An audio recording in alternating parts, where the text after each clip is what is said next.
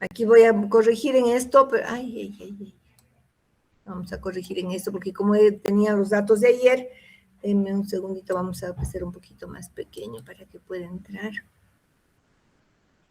18 más, ya. Listo. Entonces, aquí tendríamos 3, 2.4 más 2.3. ¿Cuánto era el promedio?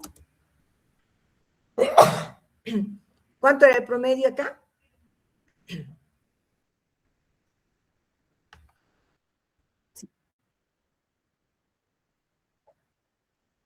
56, pero usted lo tenía anotado. Ya, 3 más 2.4 más 2.3. Vamos a ver si estaba bien su promedio de Teddy, porque igual, a ver. 3 más 2.4 más 2.3 igual, dividido entre 3, me da entonces 2,56, evidentemente. Ya, el otro promedio, 1,2 y 1,33. Listo. Entonces vamos a reemplazar los datos. 2,56 sería aquí, en este caso. 56 menos 1.2. ¿Y este dato nos salía cuánto?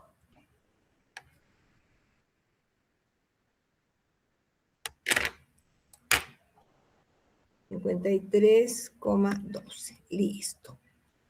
¿Ya? El otro, 2,56 menos 1,33.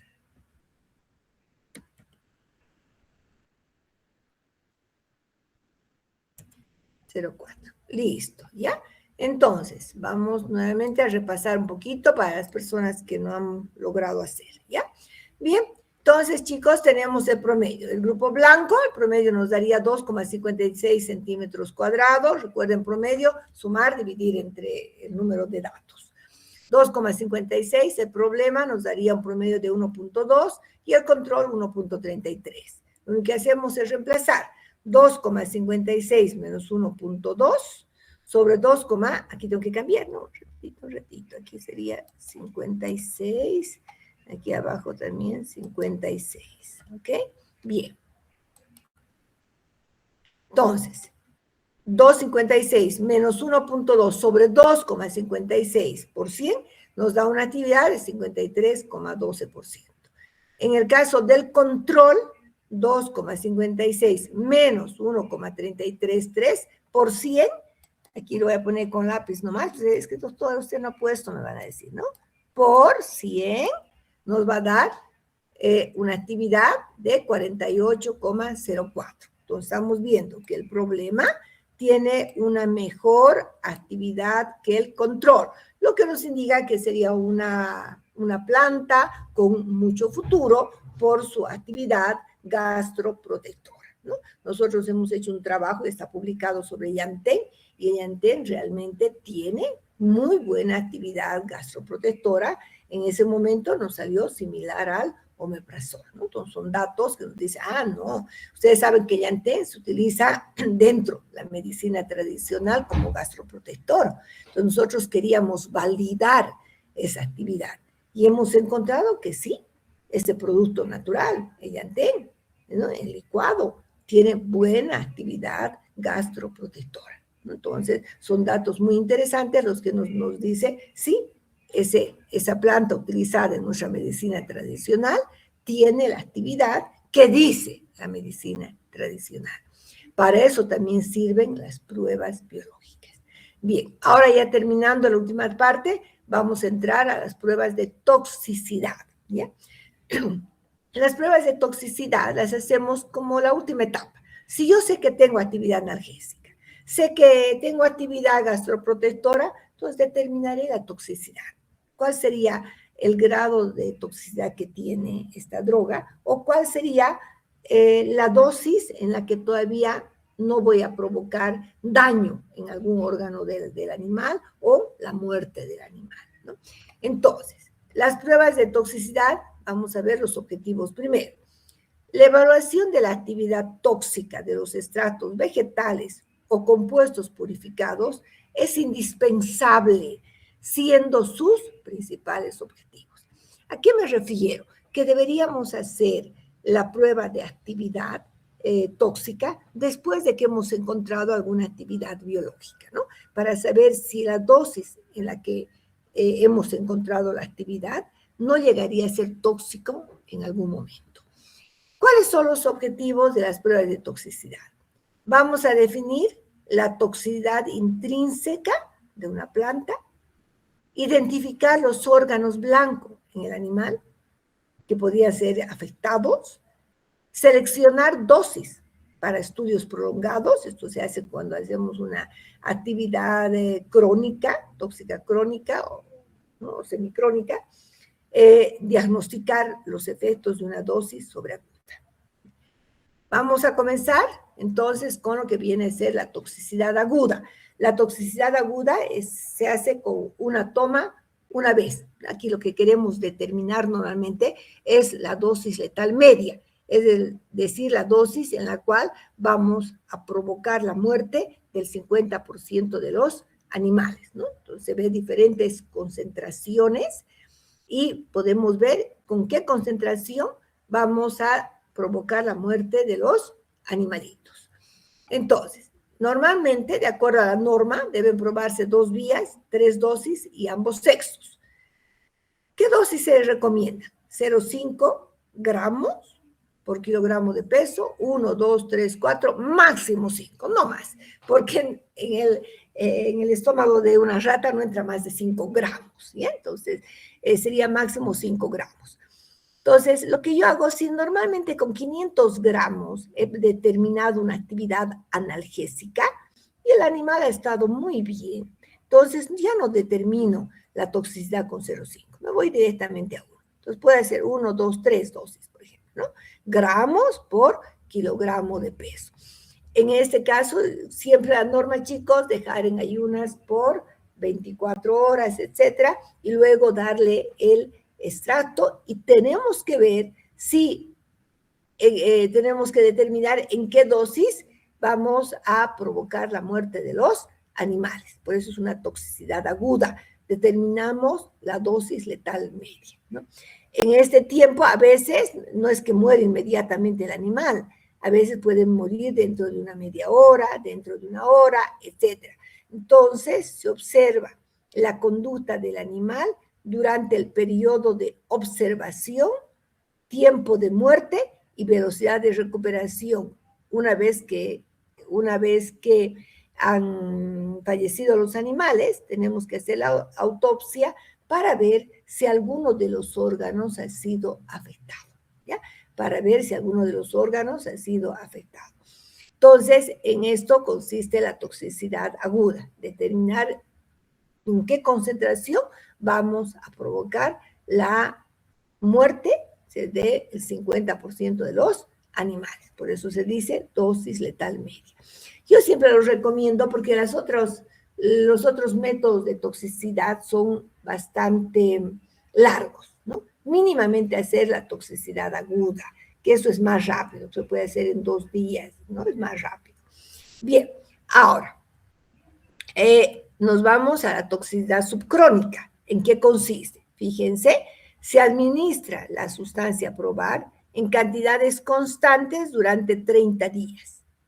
Se trabaja con dosis bajas, de 300 a 600 miligramos, ¿sí?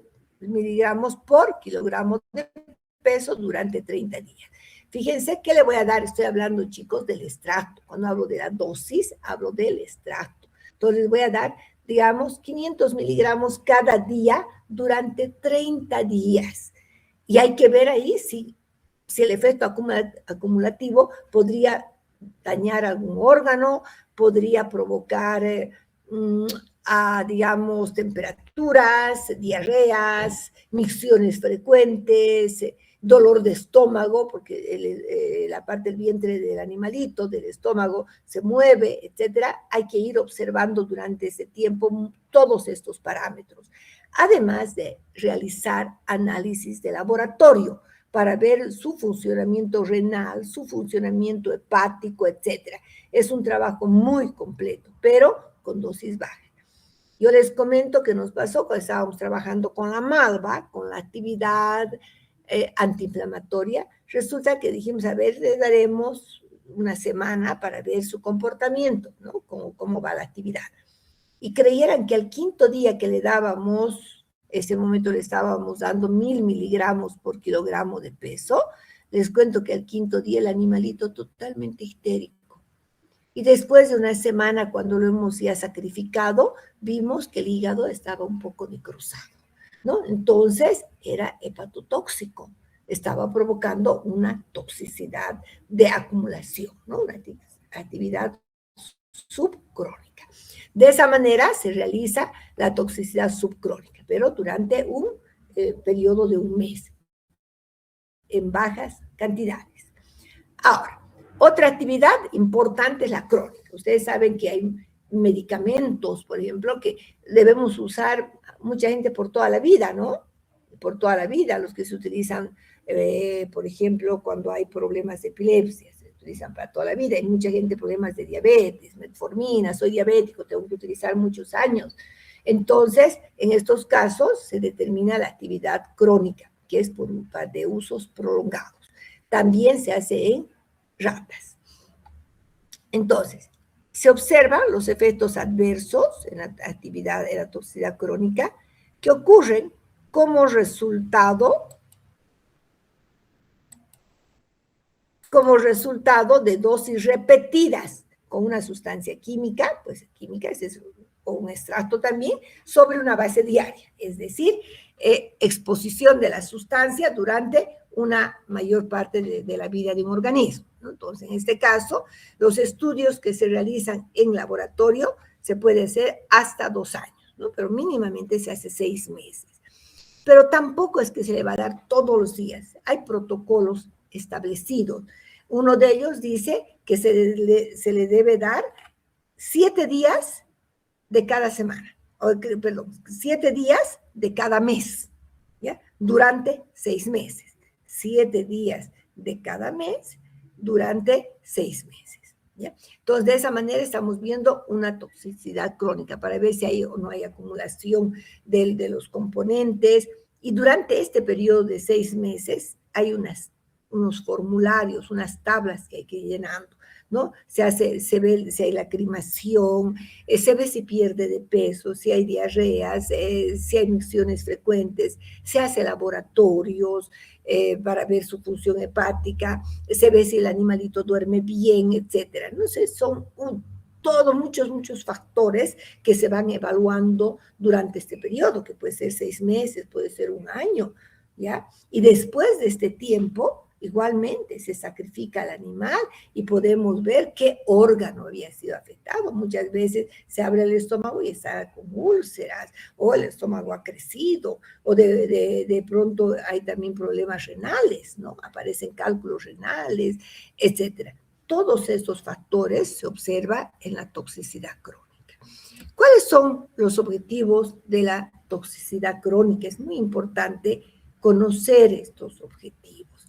Conocer los efectos a largo plazo, ¿no? ¿Qué podría ser? ¿Qué ocurre? Ustedes han escuchado, dice que tomar llantén por mucho tiempo afecta la vista, lo que escucho siempre de la medicina tradicional. Dice que utilizar tal planta durante mucho tiempo la vista, que podría provocar dolor de cabeza, etcétera, ¿no?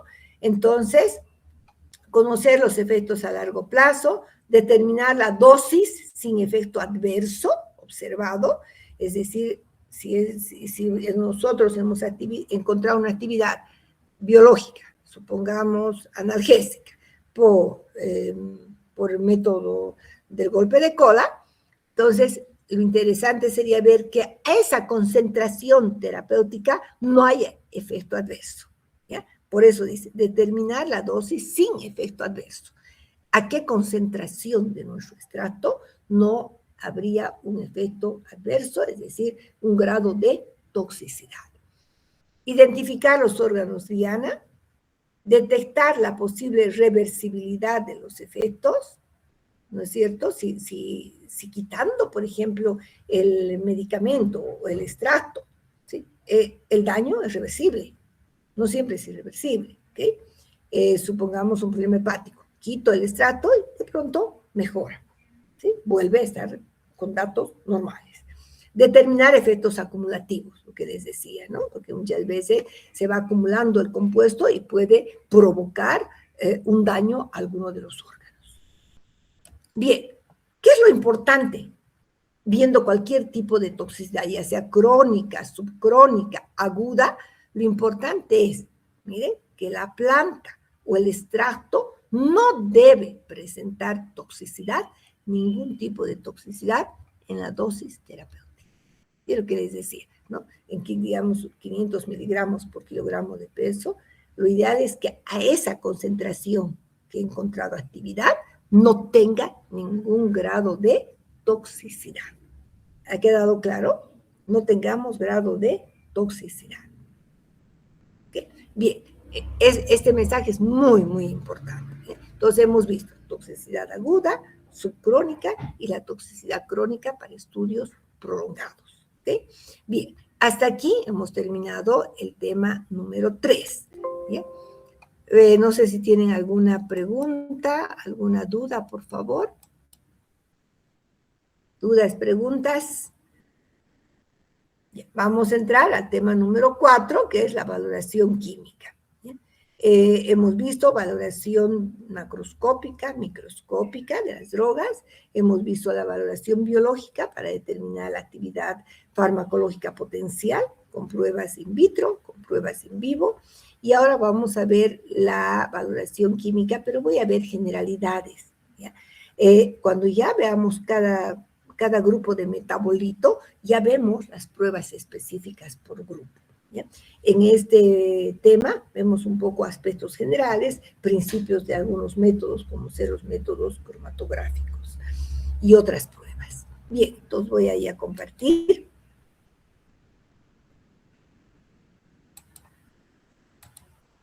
Ya, vamos al tema 4, valoración química y física de drogas naturales. ¿Para qué nos sirven los métodos físicos y químicos? ¿Ya?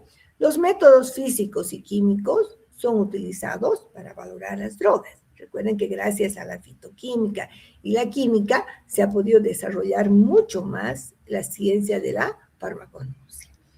Estos métodos nos permiten identificar las drogas y también establecer el grado de pureza. ¿Ya? Dependiendo si voy a utilizar un método físico, un método químico, etc. Bien, ¿cuáles son los procedimientos generales que se considera cuando vamos a realizar una valoración química?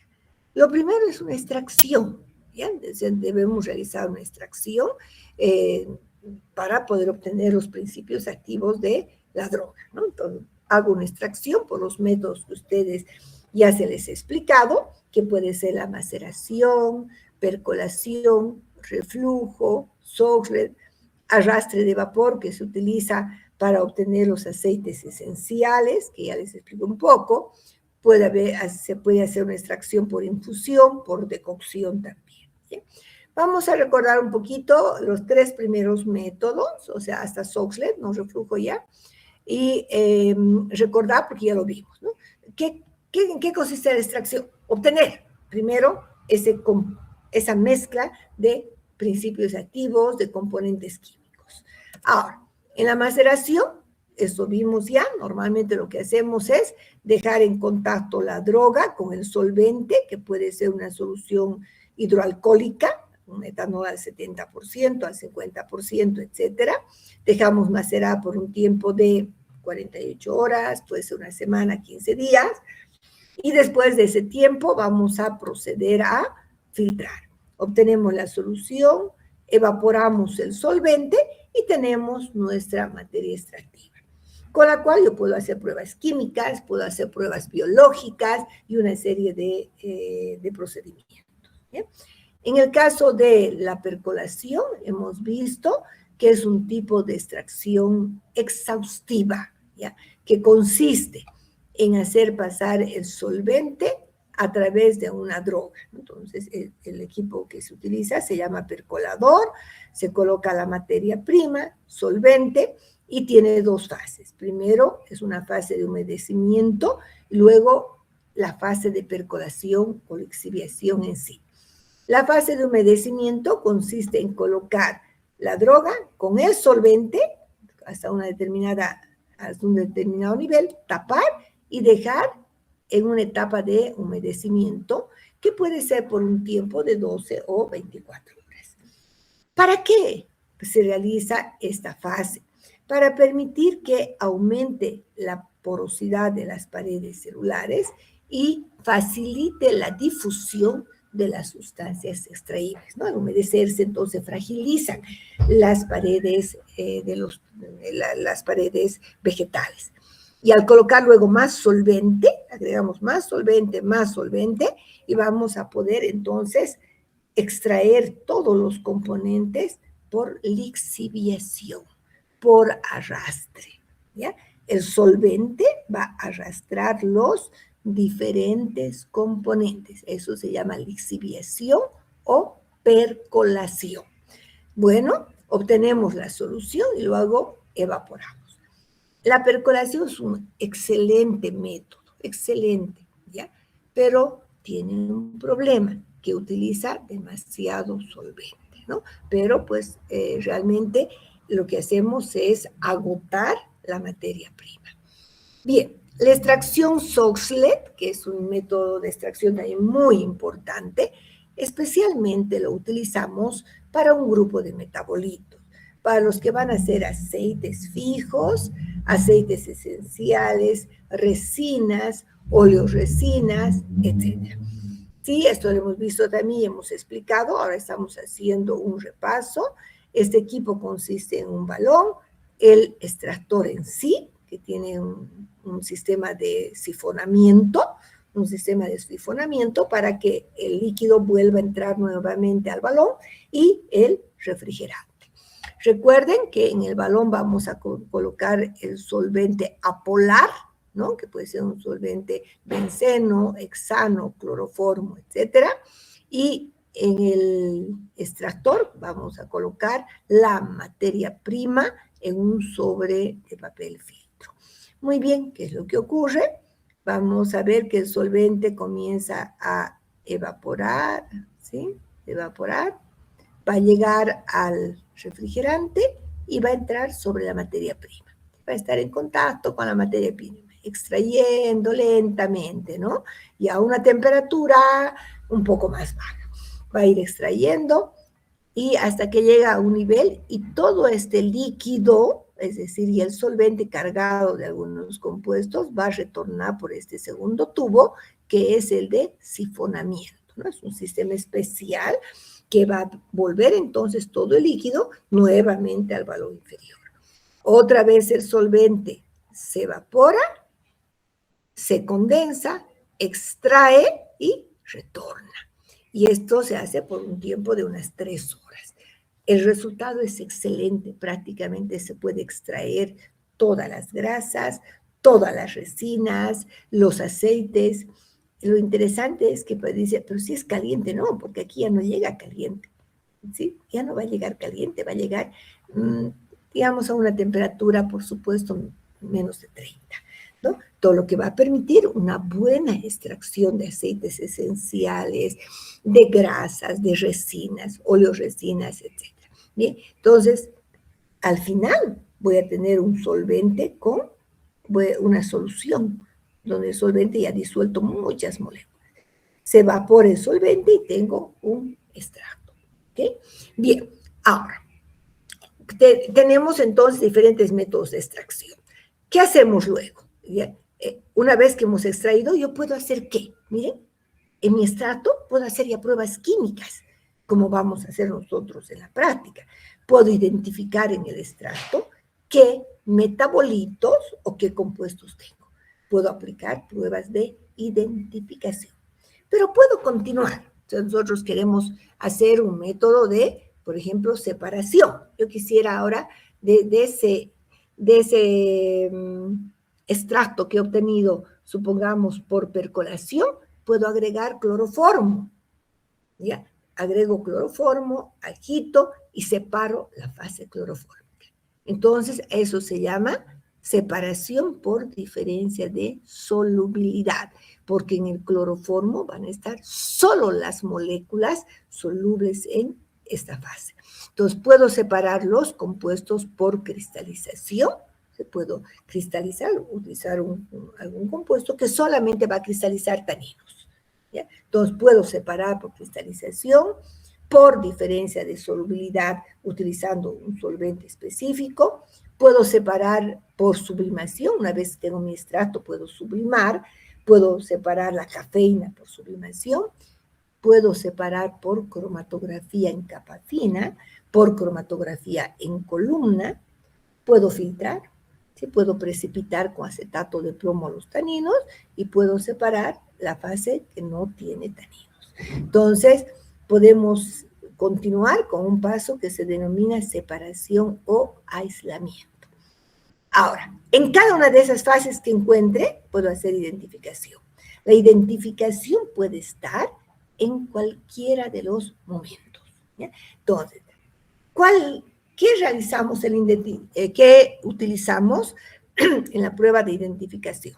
Pruebas de color, puedo hacer pruebas de precipitación, puedo utilizar métodos cromatográficos, puedo hacer absorbancias y puedo hacer pruebas físico-químicas, ¿no? Puede determinar densidad, solubilidad, índice de refracción, etcétera, ¿ya?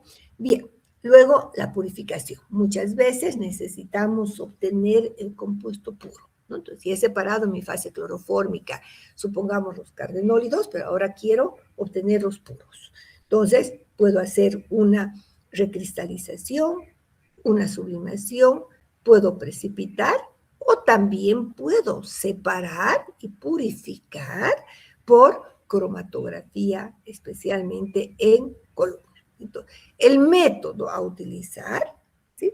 ¿Cuál de estos métodos voy a elegir, chicos? Depende del compuesto químico que yo quiera separar. La técnica de análisis, si usted quiere separar flavonoides de esa mezcla, utilice recristalización. Si quiere separar, supongamos, alcaloides, utilice cromatografía, ¿ya? Entonces, la técnica de purificación va a depender mucho del compuesto que queramos separar, purificar. Bien, ahora, vamos a ver la determinación de características. Eso es para algunos grupos, porque hay otros métodos también. Por ejemplo, para los aceites esenciales y aceites fijos especialmente, puedo determinar el índice de acidez, el índice de yodo, el índice de saponificación, o puedo realizar el índice de hinchamiento, siempre y cuando se trate, por ejemplo, de drogas como mucílagos.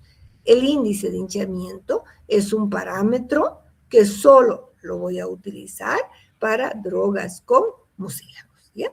Bueno, y después ya podemos, si queremos ya avanzar mucho más, si estamos en una investigación tratando de encontrar una nueva molécula, etcétera, puedo utilizar métodos más sofisticados, donde lo realizan especialistas, ¿ya?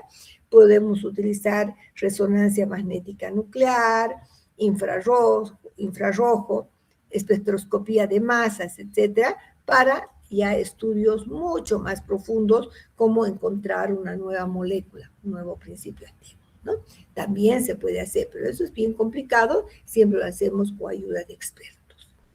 Bien, ahora, en la valoración física es sumamente importante también, ¿ya?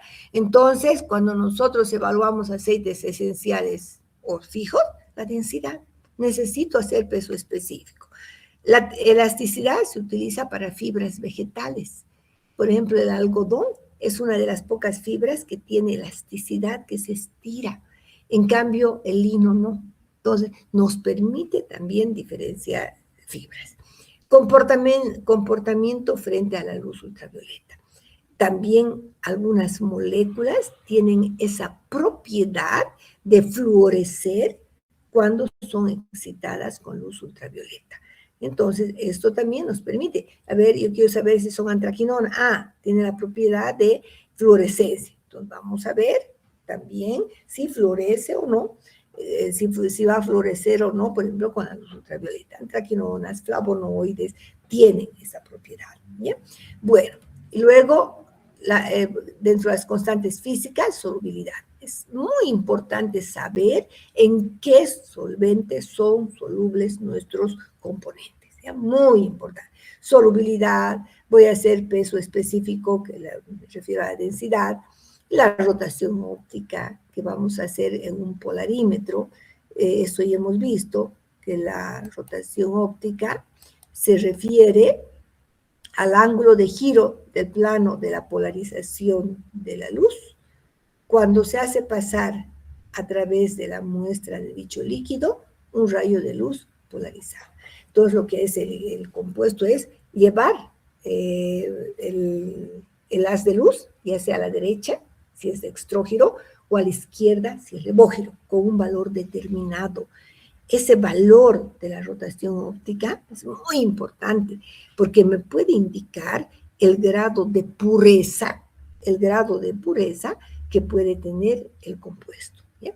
Esto se ha visto que da buenos resultados. La rotación óptica la puedo aplicar en alcaloides, en esencias y también en saponinas. ¿Ya? Podemos determinar entonces la rotación óptica para ver si son dextrógiros o levógiros con un valor determinado, digamos, saponinas. Si es saponinas triterpenoides pentacíclicas, una rotación óptica de más 50. Es dextrógiro. ¿Ve? Ahora, el índice de refracción, que también les expliqué en el tema 2, nos referimos a la relación entre la velocidad de la luz en el aire y la velocidad de la luz en la sustancia. Esta técnica de índice de refracción la evaluamos en aceites fijos y en aceites esenciales. El equipo que se utiliza se llama refractómetro tipo AB, ¿no? Que se acuerdan que se los escribe en el tema 2, AB con doble B. A ver, voy a recordarles nada más. Refractómetro tipo AB, para que no se olvide, ¿ya?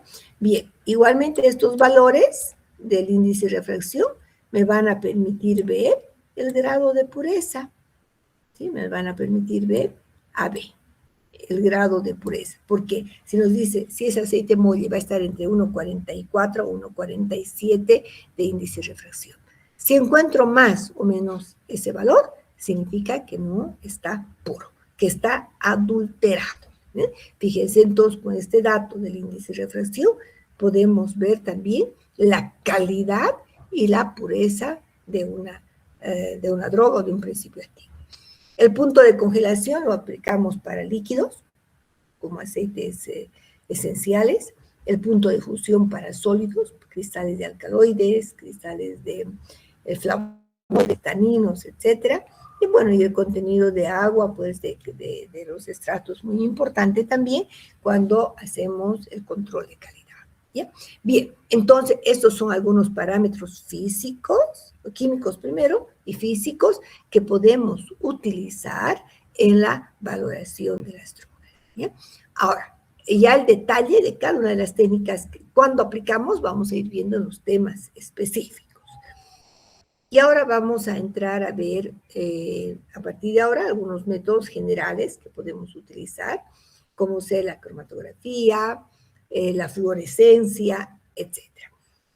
Entonces, vamos a entrar a ver cromatografía, pero quiero que me digan, ¿sí? ¿Qué entienden por cromatografía? Porque se supone ustedes se supone que han visto en química orgánica 2, ¿no? 1, han visto cromatografía, especialmente cromatografía en capa fina. Entonces, me gustaría que me digan a qué nos referimos cuando hablamos de cromatografía. ¿Quién puede definir qué es cromatografía? A ver. ¿Cómo definimos a la cromatografía?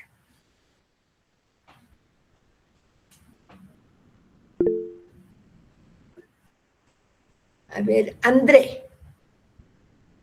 A ver, André. Buenos días, doctora.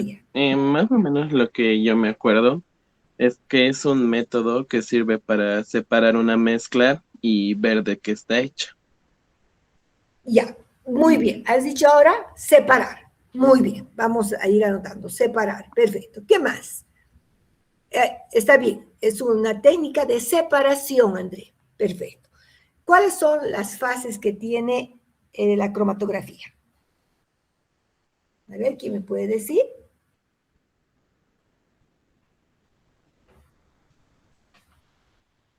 ¿Qué fases tiene la cromatografía?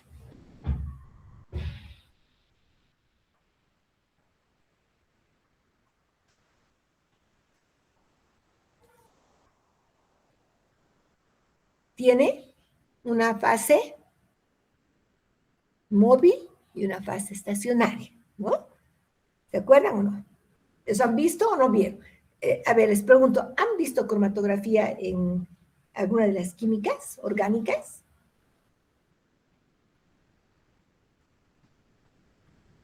¿Vieron cromatografía en una de las... en alguna de las químicas?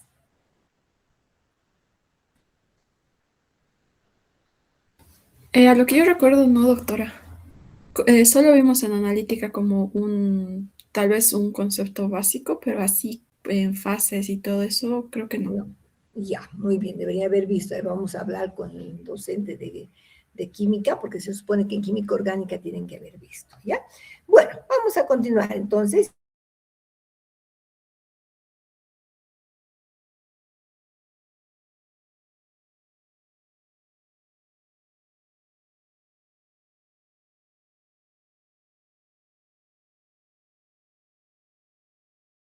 Este concepto de cromatografía, los métodos cromatográficos son muy importantes, y vamos a definir la cromatografía de la siguiente manera. Es un método de análisis por el cual el flujo de un disolvente o un gas, fase móvil, ¿ya?, favorece la separación, objetivo, de sustancias por migración diferencial a partir de una estrecha zona inicial en un medio absorbente o poroso. El medio absorbente o poroso es la fase estacionaria, ¿ya? Entonces, mire, vamos a ver que un método cromatográfico, como bien dice, ¿ya?, dice, es un método de análisis por el cual el flujo de un disolvente, un gas, entonces tenemos la fase móvil. La fase móvil, ¿qué va a ser? Un disolvente, entonces si es líquido, se dice cromatografía líquida.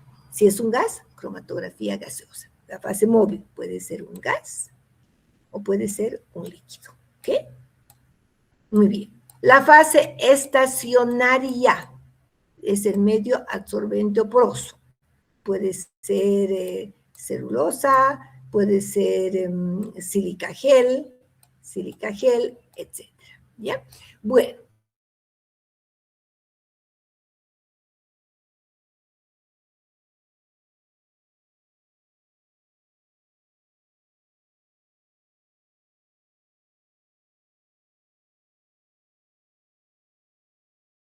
Se coloca en una cámara cromatográfica con una fase móvil, en este caso líquida, y vamos a ver que las sustancias se van a ir separando por migración diferencial. ¿Qué están haciendo? Separando. Entonces, un método de separación, ¿no? Pero ¿cómo se separan? Por migración diferencial, ¿ya? ¿Dónde? En un soporte, en un medio absorbente o poroso. Ese medio absorbente o poroso viene a ser la fase estacionaria. ¿Bien? Bien, ese es un concepto muy bonito que tienen que aprender, ¿no?, sobre la definición de cromatografía en general. Entonces, recuerden, método de separación, fase móvil, que puede ser un gas o un líquido, que es en realidad que va a separar, y la fase estacionaria, que es el medio absorbente o poroso.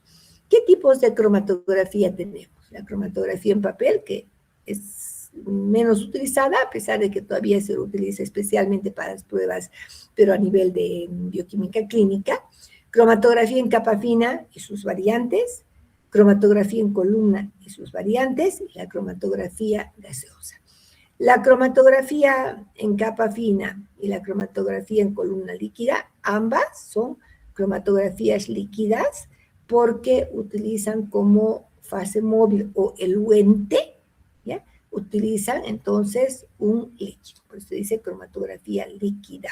La cromatografía gaseosa, como su nombre dice, la fase eluente es un gas, por eso se dice cromatografía gaseosa.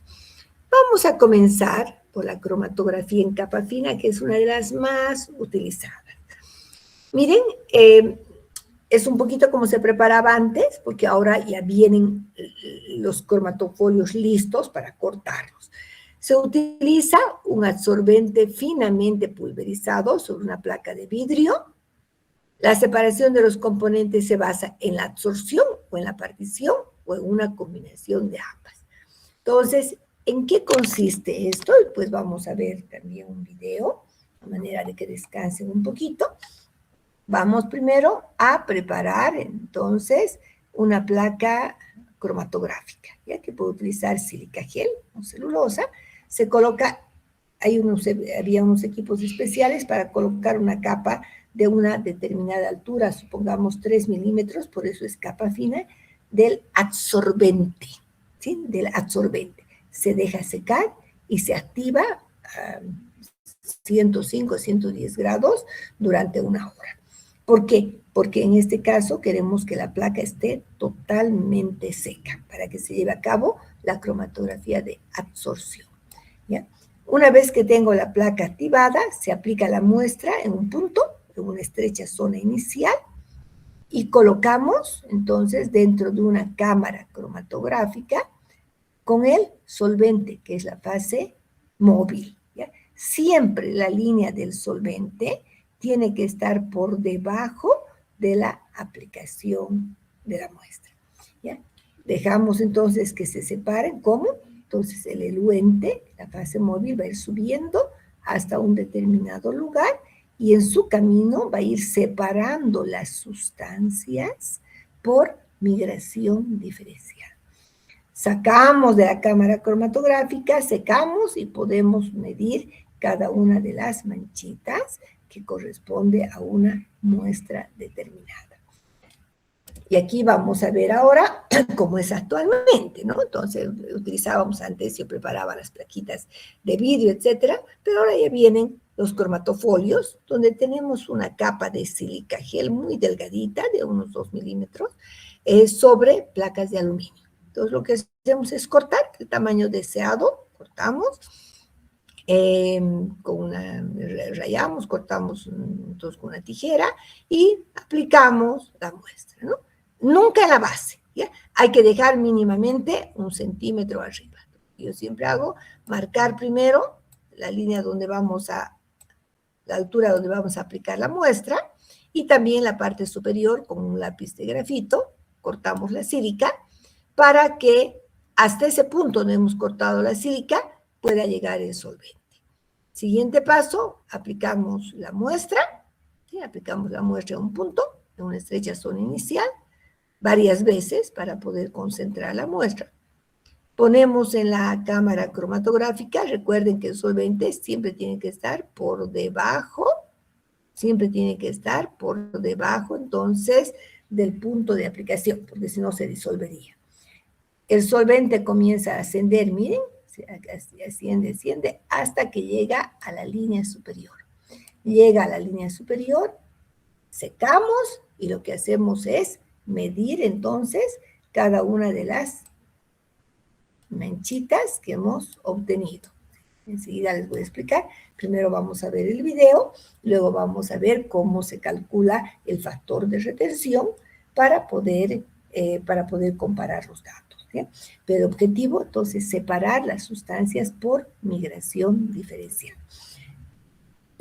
Esta placa es el cromatofolio con sílica gel, fase absorbente, los solventes, aquí, fase móvil o eluente. ¿Okay?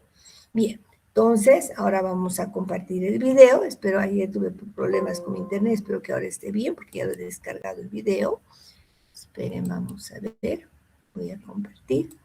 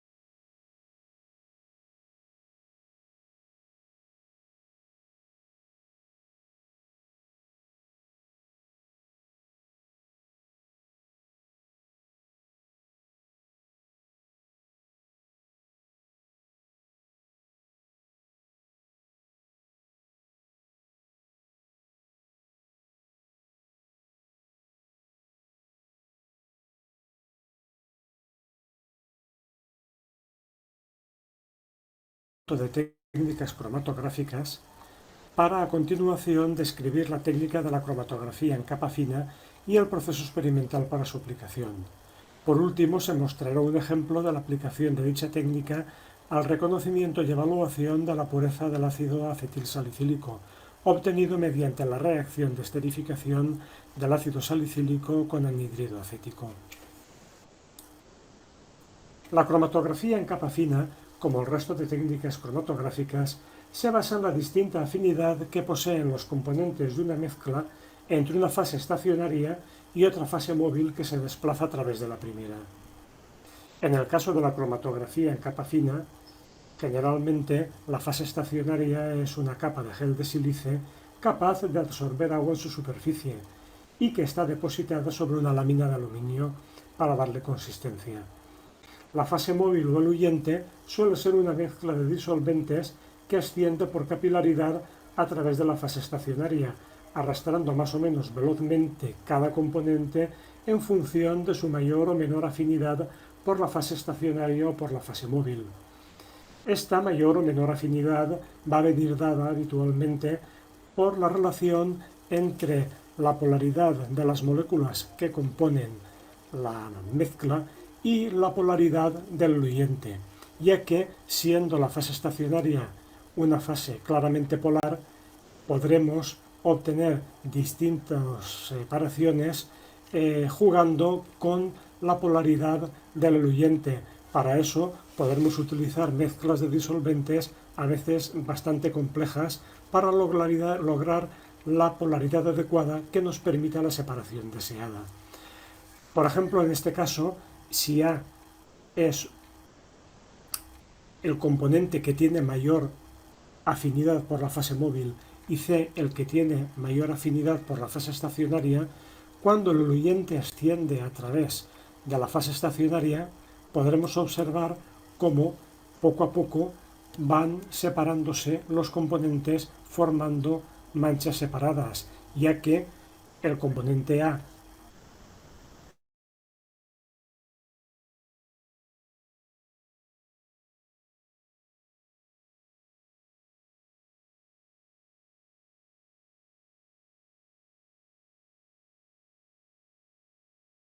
va haciendo mayor hasta lograr una separación lo suficientemente adecuada para permitir la caracterización de los distintos componentes de la mezcla.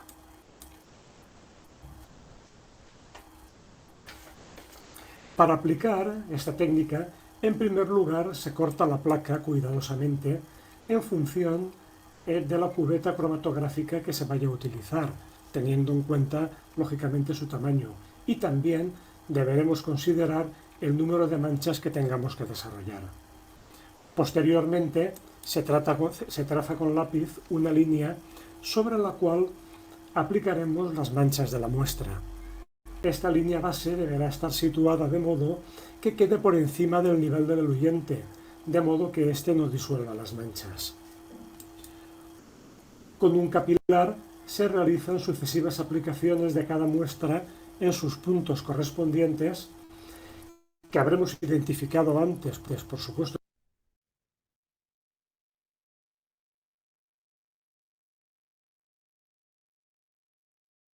con claridad y de modo que dejemos secar cada mancha antes de una nueva aplicación de la muestra para que, logrando una concentración adecuada, estas manchas no sean demasiado extensas.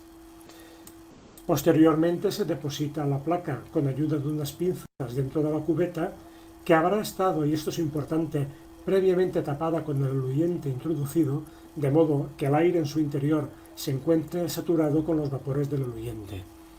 Poco antes de que el frente del eluyente alcance el extremo superior de la placa, se retira con las pinzas y rápidamente se marca con un lápiz el frente de disolvente. Esto hay que hacerlo con rapidez, ya que muchas veces los eluyentes son muy volátiles y el frente de disolvente deja de observarse rápidamente. La identificación de los componentes de la mezcla puede realizarse de distintos modos. El más sencillo y claro es el empleo de patrones de sustancias puras de referencia. Por ejemplo, si este es el desarrollo de las manchas de una muestra problema y esta es la mancha correspondiente al componente a una sustancia pura que previamente hemos introducido aquí como patrón, pues es bastante probable que esta mancha corresponda al componente A. Por tanto, hemos identificado su presencia en la mezcla. Otro modo de identificar sustancias o grupos de sustancias es mediante la llamada razón de migración o coeficiente R sub F. Se define como el cociente entre la distancia entre una determinada mancha y la línea base y el recorrido total del eluyente. En este caso, por ejemplo, B partido por A sería la razón de migración o coeficiente R sub F de esta mancha. Este coeficiente, siempre que utilicemos unas mismas condiciones en cuanto a eluyente y en cuanto a fase estacionaria, es bastante reproducible y, como comentábamos anteriormente, permite una identificación relativamente clara de sustancias o grupos de sustancias. Es importante precisar que muchas veces las manchas son poco visibles a la luz ordinaria, pero lo son bajo la luz ultravioleta, bien porque contengan sustancias fluorescentes o bien porque la propia capa tiene una sustancia fluorescente que emite una luz de color verdoso, y de esa manera los distintos componentes de la mezcla, como veremos posteriormente, pueden apreciarse como manchas oscuras. Cabe también indicar que habitualmente se emplean sustancias reveladoras que producen coloraciones específicas para determinados grupos de sustancias, bien a la luz visible o por fluorescencia bajo luz ultravioleta. En este ejemplo podemos observar el desarrollo de un problema que consiste en el producto obtenido tras la síntesis del ácido acetilsalicílico. Podemos observar aquí la mancha problema junto con la mancha correspondiente a un patrón de ácido acetilsalicílico puro y un patrón de ácido salicílico, que es la impureza que probablemente pueda estar presente en dicho producto. Podemos observar entonces cómo a la misma altura del patrón de ácido acetilsalicílico tenemos la mancha de la muestra problema y aquí a la altura del ácido salicílico no tenemos ninguna mancha. Luego, por tanto, podemos considerar que el producto obtenido es ácido acetilsalicílico de una pureza elevada. Si aquí hubiéramos obtenido otra mancha, podríamos entonces considerar que había una impureza importante de ácido salicílico. Así pues, en esta presentación hemos explicado los principios básicos de la cromatografía en capa fina, como ejemplo representativo de las técnicas cromatográficas en general, para posteriormente describir las distintas etapas implicadas al ejecutar esta técnica, así como los distintos modos de interpretar sus resultados en cuanto a la identificación de los componentes de la mezcla. Por último, hemos mostrado también un ejemplo relacionado con la identificación del ácido acetilsalicílico y la evaluación de su pureza.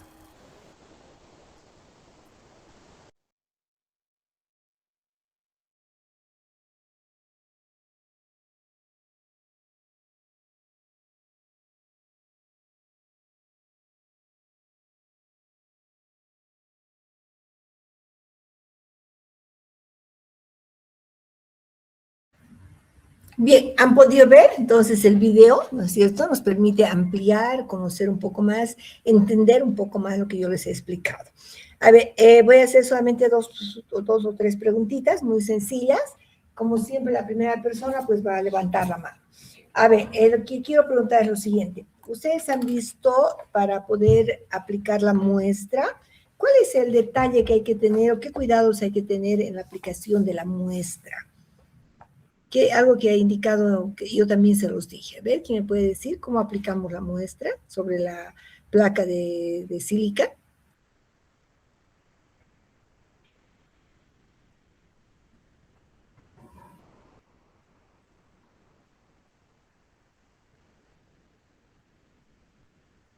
¿Han entendido esa parte o la han pasado por alto?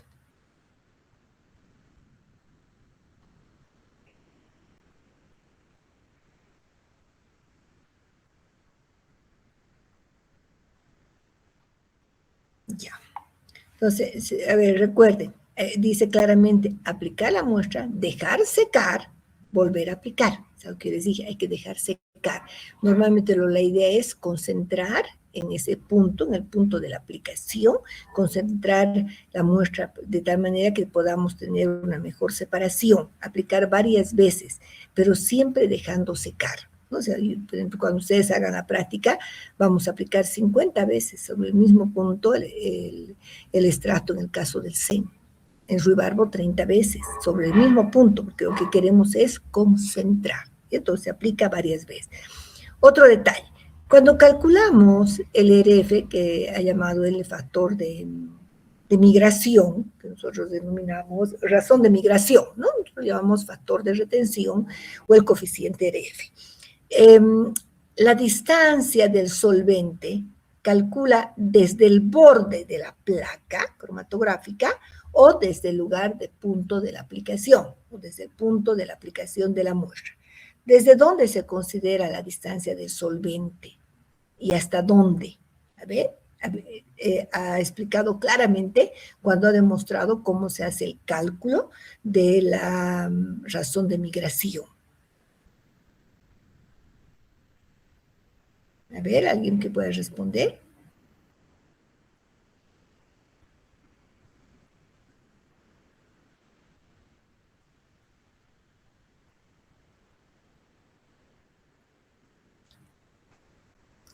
¿No han visto el video? ¿O no he podido compartir? Yo veía que estaba compartiendo, pero como nadie responde, parece que no hubieran visto el video. A ver, Beida. Buenos días, doctora. Se calcula desde el punto de siembra hasta la línea donde llegó el solvente. Muy bien, Beida. Ya, eso es importante, porque eso es algún ejercicio que vamos a hacer nosotros enseguida. Ya, bien, eso es. Bueno, entonces, han podido ver un poquito cómo se corta, cómo se prepara, los cuidados que hay que tener, etcétera. Recuerden que nunca se puede también aplicar la muestra en el borde, siempre hay que dejar una distancia de por lo menos de 1 centímetro. El solvente tiene que estar también por debajo del punto de aplicación de la muestra, ¿no? Recuerden esos aspectos muy importantes que yo les indiqué cuando les he explicado la diapositiva. Y también ahora vamos a ver cómo se calcula esa razón de migración o factor de retención. Voy a compartir primero.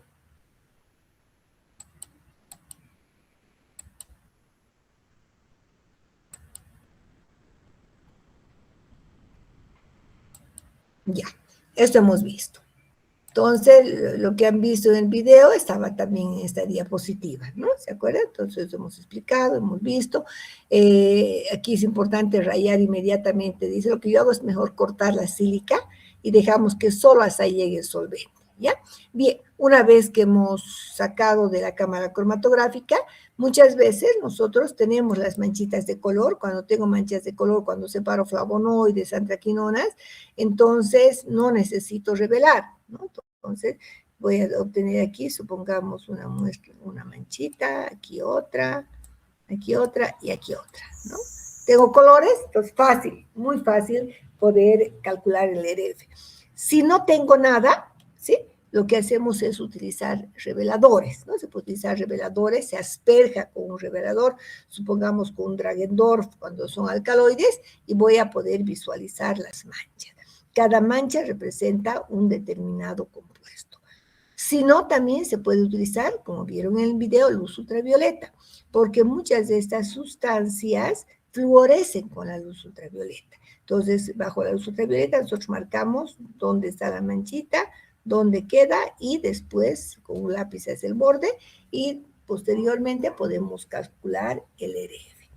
¿Cómo se calcula el RF? Como bien ha indicado, es una razón, entonces, entre la distancia que recorre la mancha sobre la distancia recorrida por el solvente.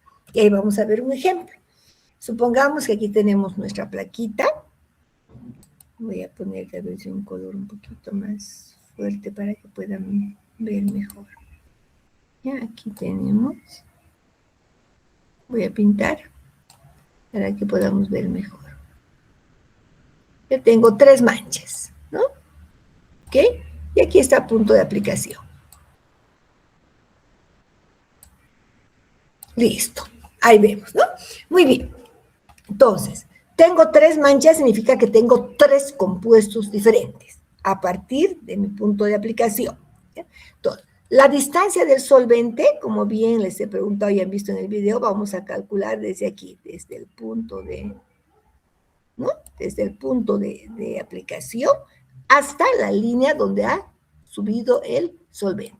Esta es la distancia del solvente. La distancia del solvente es una constante para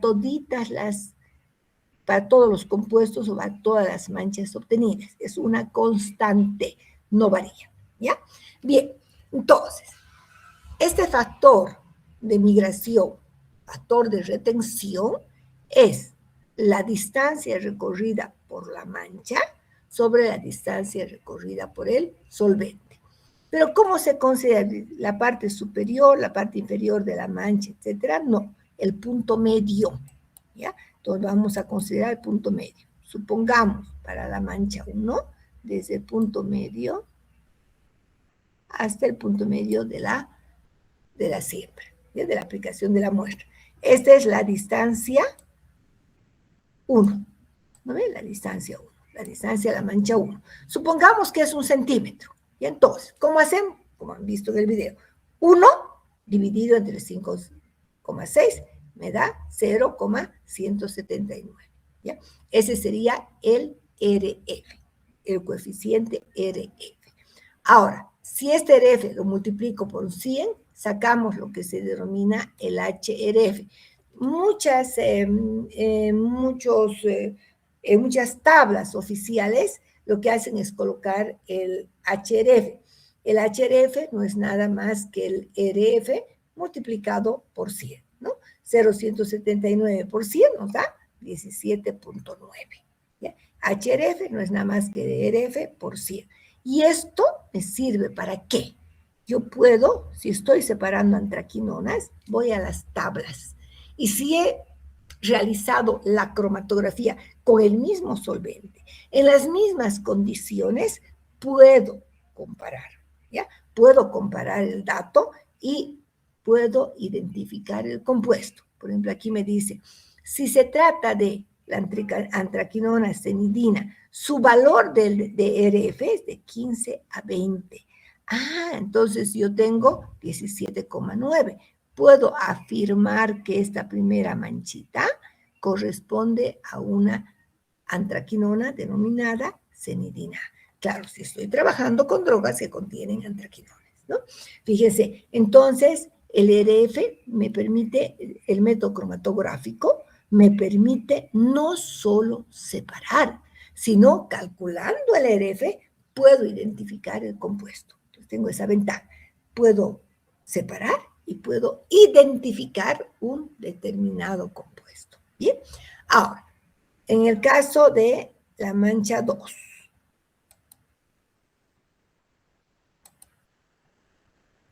Vamos a borrar esto. Ya. La mancha 2. Vamos a medir siempre desde el punto de, otro color voy a poner azul, desde el punto de medio de la siembra hasta el punto medio de la segunda. ¿No? Es todito esto es la distancia 2. Bien. Ahora, si esta distancia 2 es 2,3 centímetros, ¿cuál sería su RF? ¿Cuál sería el RF? Si fuera, RF. A ver, calcule. Esto ya no es por puntos, porque es muy fácil, ¿ya? Pero calcule. ¿Cuánto sería el segundo RF?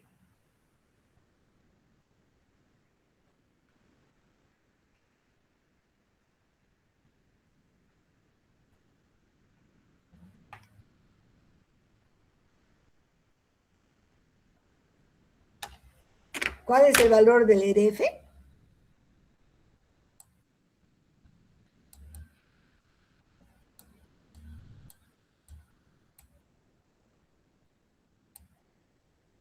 ¿Y cuál sería el valor del HRF?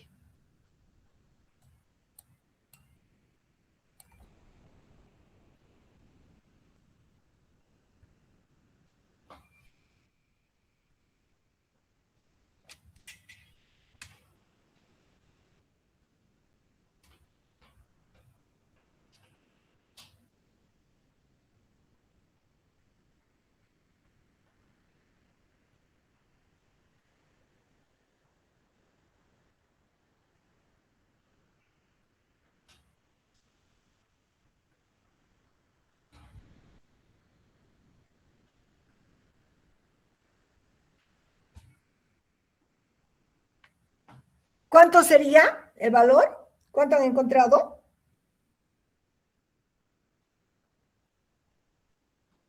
Ya les dije que el solvente es una constante.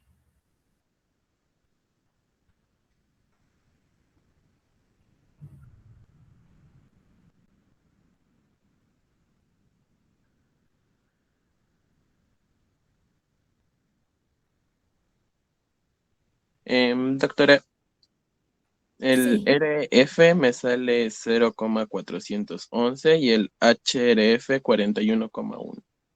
perfecto. Esa es la forma. Muy bien, muy bien. Entonces, tendríamos, este ARF va a ser 0,41, ¿no ve? 0,41. Y nuestro RF va a ser 41 directamente. ¿Cuánto tú has sacado? 41,1 y 0,411. 411, sí.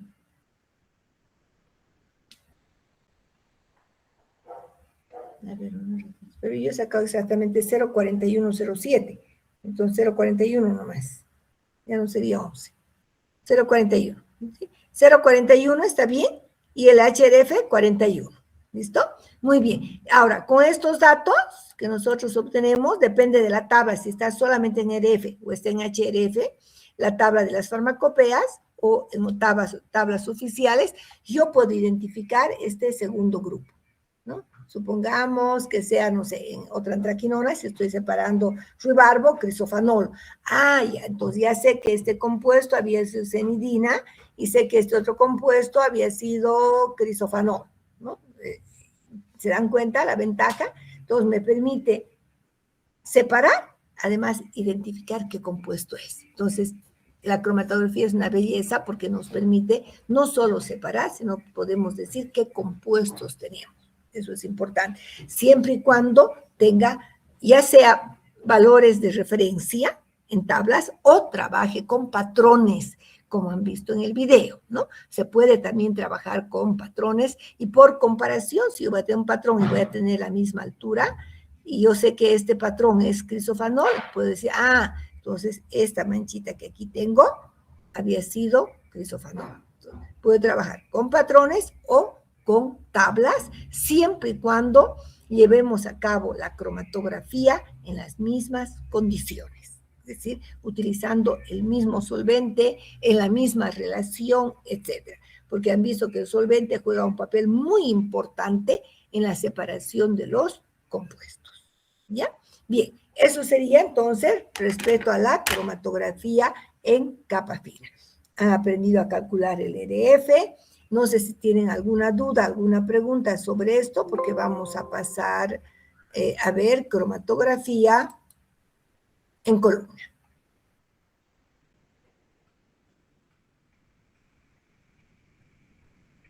Ya, vamos a ver entonces otro videíto que es la cromatografía en columna. Tenemos todavía tiempo para hacer esta última parte y quedar en cromatografía en columna. Déjenme compartir nuevamente.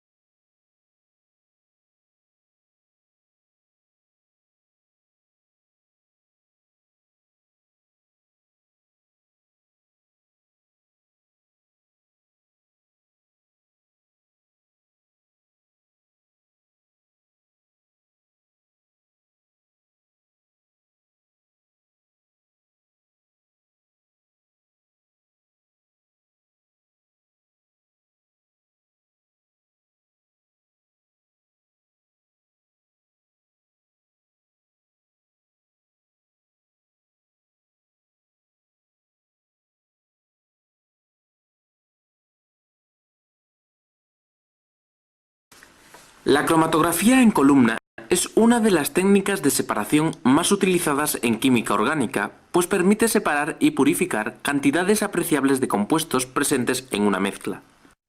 No obstante, es imprescindible conocer previamente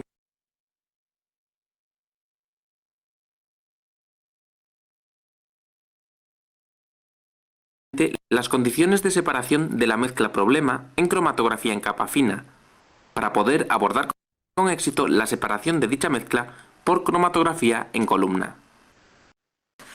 Como todas las técnicas cromatográficas, la cromatografía en columna se basa en la afinidad relativa de los compuestos que se desea separar, por una fase estacionaria y una fase móvil. Las fases estacionarias, también llamadas adsorbentes, más comunes en cromatografía en columna son la gel de sílice y la alúmina. La fase móvil, también llamada eluyente, puede ser agua o cualquier disolvente adecuado a la polaridad de los componentes de la mezcla que se desea separar, aunque es habitual utilizar una mezcla de disolventes. La cromatografía en columna comienza por la colocación de la columna, cuyo tamaño debe ser adecuado a la cantidad de mezcla que se desea separar, en un soporte vertical. La columna se situará a una altura tal que permita la colocación de un matraz Erlenmeyer inmediatamente debajo de ella. El operador debe asegurarse de que la llave de la columna está suficientemente apretada para evitar fugas de líquido una vez llena, pero su giro se puede realizar empleando una sola mano. A continuación se toma una pequeña porción de lana de vidrio o algodón y se le da forma de galleta. Nunca debe compactarse en forma de bola, ya que impediría el paso del eluyente. La galleta se deja caer en la columna, situándola en la parte del estrechamiento con ayuda de una varilla de vidrio larga. En ningún caso debe introducirse dentro del estrechamiento de la columna, ni mucho menos en el orificio de la llave. Una vez situada la galleta, se coloca con ayuda del embudo de sólidos una pequeña cantidad de arena de mar, de manera que su altura llegue desde el estrechamiento a la parte de la columna de máximo diámetro. Típicamente esta distancia es de unos 10-12 milímetros. Lograremos así que la fase estacionaria salga por la parte inferior de la columna a través del algodón, al tiempo que favorece el proceso de compactación de la misma. Con ayuda de la varilla agitadora de vidrio, se prepara una suspensión espesa del adsorbente en el eluyente y se añade suavemente, a través del embudo, sobre el eluyente que se encuentra ya en la columna. Se abre la llave para que salga lentamente el exceso de eluyente para asegurar un empaquetamiento uniforme del adsorbente.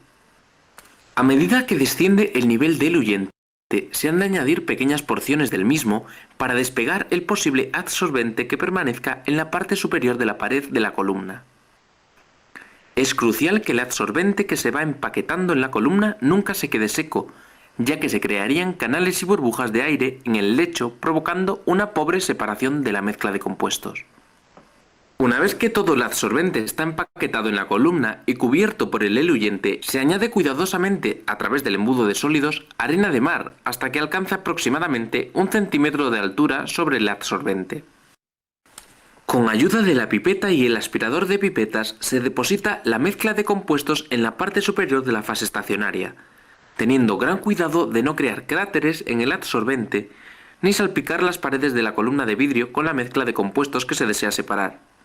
Una vez depositada la mezcla sobre el absorbente, se abre la llave para que ésta penetre en la lúmina y se cierra en cuanto el nivel de la mezcla de colorantes alcanza la interfaz entre la arena y la parte superior del absorbente. Se limpia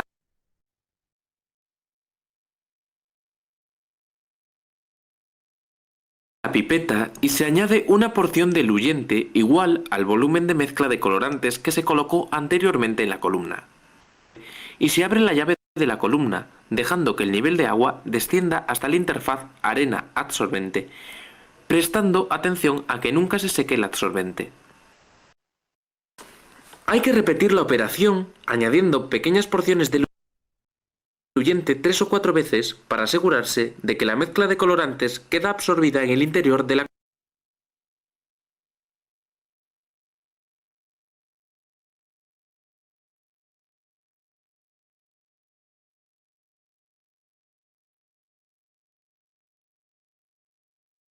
columna de alúmina. Una vez absorbida la mezcla de compuestos que se desea separar, se llena la columna con el diluyente. Para ello se comienza nuevamente depositando pequeñas porciones del mismo con ayuda de la pipeta, sin perturbar la parte superior del absorbente. Cuando se alcanza cierta altura de líquido sobre la columna, se prosigue llenándola con ayuda del frasco lavador que contiene el diluyente. Una vez llena, se abre la llave y se empieza a recoger el diluyente en un matraz Erlenmeyer etiquetado con el número 0. Se recoge un volumen equivalente al volumen muerto de la columna rellena. Ya que estamos separando compuestos coloreados, se observa cómo descienden a través de la fase estacionaria, siendo su velocidad de descenso inversamente proporcional a su grado de absorción sobre la lúmina. Una vez recogido el volumen de fase estacionaria, se comienza a recoger el diluyente a medida que emerge de la columna en los viales numerados. Se recogen cada uno de ellos 4 o 5 mililitros de fase móvil. En este caso podemos observar directamente la concentración del colorante que está emergiendo de la columna. La cromatografía en columna se puede desarrollar por gravedad o aplicando aire a presión en la parte superior de la misma. Una vez que ha emergido completamente el primer colorante, se puede cambiar el diluyente para evitar que se demore excesivamente la salida del segundo colorante. Para ello, hay que hacer descender el nivel de agua hasta la arena de la parte superior, y después de cerrar la llave, añadir etanol del 95% y continuar la ilusión. Si las sustancias que se desea separar no son coloreadas, el procedimiento anterior es igualmente válido, con la única diferencia de tener que recoger a ciegas las fracciones de diluyente a medida que emergen de la columna por gravedad o a presión. El seguimiento de los componentes que van emergiendo disueltos en el diluyente se ha de realizar mediante cromatografía en capa fina, utilizando placas provistas de un absorbente que contenga una pequeña cantidad de sustancia fluorescente. Con toda su potencia de técnica de separación y su capacidad de proporcionar compuestos de alto grado de pureza, realizar correctamente una cromatografía en columna requiere una dosis considerable de habilidad manual y destreza técnica. Aún así, solo con la experiencia se conseguirá dominar la técnica.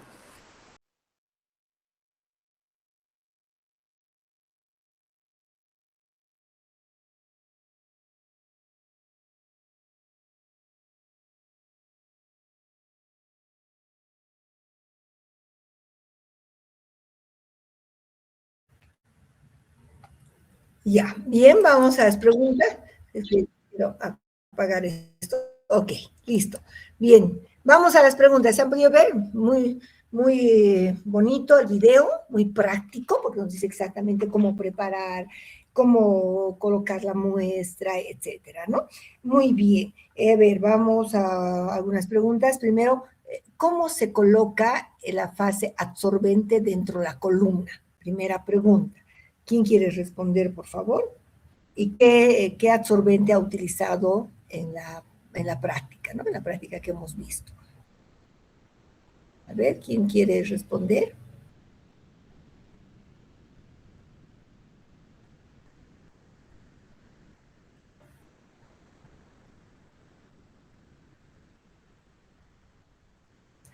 Ay, hoy día tenía que explicarles. Uy, uy, uy.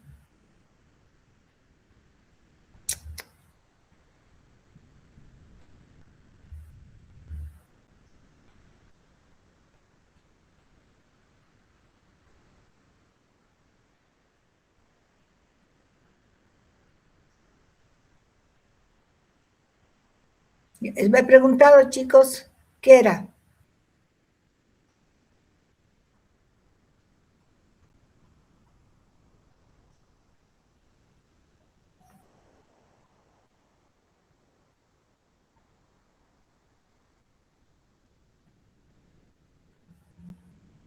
Sílica gel, ¿no? Y le ha colocado la base absorbente húmeda, ¿no? Hasta que se ha agregado más solvente para que pueda ir penetrando de manera gradual la fase absorbente.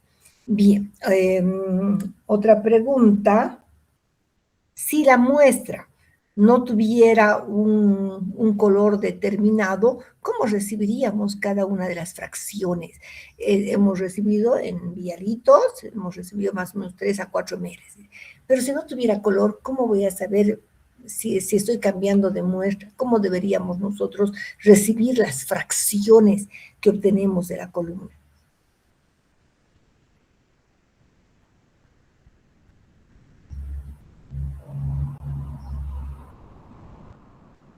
¿Qué pasó, chicos? ¿No han entendido el video? ¿Por qué están hoy día tan callados, tan poco participativos? ¿Han visto el video o no? ¿O no se ha visto? ¿Vieron o no? ¿Qué pasó?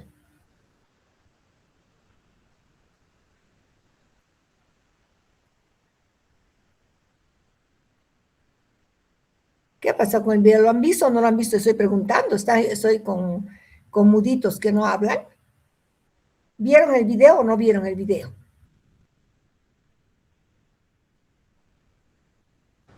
Sí, doctora, se vio. Ya. ¿No lo han entendido entonces? Estaba complicado. ¿No lo han entendido el video? ¿Han entendido o no?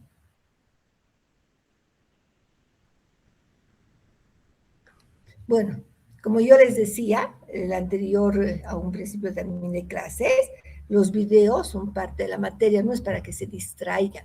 Yo saco preguntas de los videos y también les pregunto en su examen, porque es material complementario, no solamente se estudia de las diapositivas, sino se les da videos como una materia, como puntos complementarios para que mejoren su aprendizaje. Si ustedes no están atendiendo, no están anotando nada, estamos perdiendo el tiempo. ¿No es cierto? No estamos perdiendo el tiempo. Ustedes tienen que atender los videos, tomar apuntes, etcétera, porque sí voy a preguntar. ¿Ya? Ya son las 9, tenemos clases un ratito más en la facultad. Algo importante, vean ustedes el video, porque yo voy a seguir, ya tengo mis preguntas anotadas, etcétera, pero entonces, si ustedes no ven los videos cuando yo les muestro, no tiene sentido que veamos conmigo. ¿No ven? Les daré de tarea directamente, ya no vean conmigo. Y así no ganan ni puntos. ¿No ven? Si eso es lo que quieren, trabajamos de esa manera. ¿No? Trabajemos de esa manera. Les voy a decir, ya directamente revisen este video, ya no voy a preguntar nada y directamente les voy a preguntar en su examen. Si quieren así, así trabajamos entonces. ¿Ya? Entonces, tal vez es mejor, ya que no están respondiendo, parece que no estuvieran en la clase, es preocupante, es preocupante. ¿Ya? Bien, voy a hablar con su representante de curso, les tenía que hacer a pesar de que este tema es muy sencillo, muchas veces hago también la clase teórica directamente el día de la práctica, ¿ya? Entonces, recuerden que el tema de la práctica número 3, vamos a hacer ¿cómo haríamos?